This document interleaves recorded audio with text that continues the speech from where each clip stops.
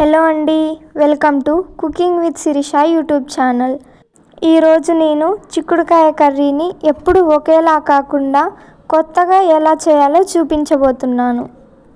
దానికోసం మనం చిక్కుడుకాయలను తీసుకొని శుభ్రంగా నీటిలో కడగాలి. ఇప్పుడు వాటిని ఒక ప్లేట్లోకి తీసుకొని ఇలా కట్ చేసుకోవాలి. మీరు కావాలంటే కొంచెం చిన్న సైజులో కూడా కట్ చేసుకోవచ్చు. ఇదే విధంగా ఇలా మిగిలినవి కూడా కట్ చేసుకొని పక్కన పెట్టుకోండి. ఇప్పుడు ఒక మిక్సీ జార్ తీసుకొని ఒక చిన్న సైజు ఉల్లిపాయ, 3 నుంచి 4 ఎల్లిపాయలు, అలాగే 5 పచ్చిమిర్చి వేసుకొని బాగా గ్రైండ్ చేసుకోండి. ఇలా పేస్ట్లా చేసి పక్కన పెట్టండి. ఇప్పుడు మనం 5 నిమిషాల పాటు మనం కట్ చేసి పెట్టుకున్న చిక్కుడుకాయలను ఉడికించాలి. 5 నిమిషాల తరువాత చిక్కుడుకాయలు బాగా ఉడికిపోతాయి.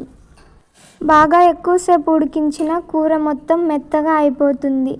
కాబట్టి మనం ఇలా ఉడికిస్తే సరిపోతుంది. ఇప్పుడు స్టవ్ ఆన్ చేసి కడాయి పెట్టి అందులో 5 నుంచి 6 స్పూన్ల ఆయిల్ వేయండి. ఆయిల్ హీట్ అయ్యాక అందులోనే ఉల్లిపాయలు, 1 స్పూన్ వరకు ఆవాలు, అలాగే జీలకర్ర, పచ్చిశనగపప్పు వేసి బాగా వేగనీయండి. తరువాత చిటికెడు పసుపు వేసి బాగా కలపండి. తరువాత మనం ముందుగా గ్రైండ్ చేసి పెట్టుకున్న పేస్ట్ కూడా వేసి కలపండి. దీనిని పచ్చివాసన పోయే వరకు బాగా ఫ్రై చేసుకోవాలి. ఈ పేస్ట్ని గోల్డెన్ బ్రౌన్ కలర్లోకి వచ్చే వరకు వేయించుకోవాలి.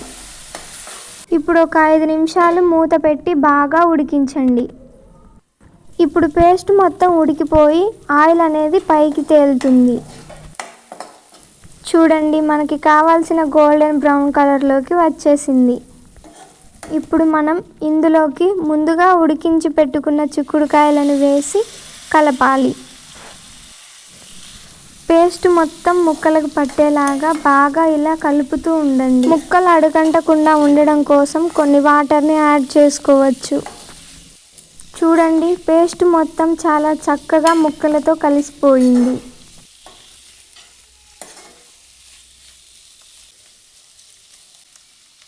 ఇప్పుడు రుచికి సరిపడినంత సాల్ట్ వేసి బాగా కలపండి.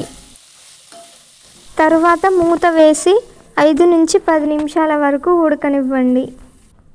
10 నిమిషాల తర్వాత చూడండి, చక్కగా వేగిపోయింది. ఇప్పుడు కొంచెం మసాలా పౌడర్ వేసుకొని కలపండి. చివర్లో కొంచెం కొత్తిమీర కూడా వేసుకుంటే సింపుల్గా అయ్యే టేస్టీ చిక్కుడుకాయ కూర రెడీ అవుతుంది.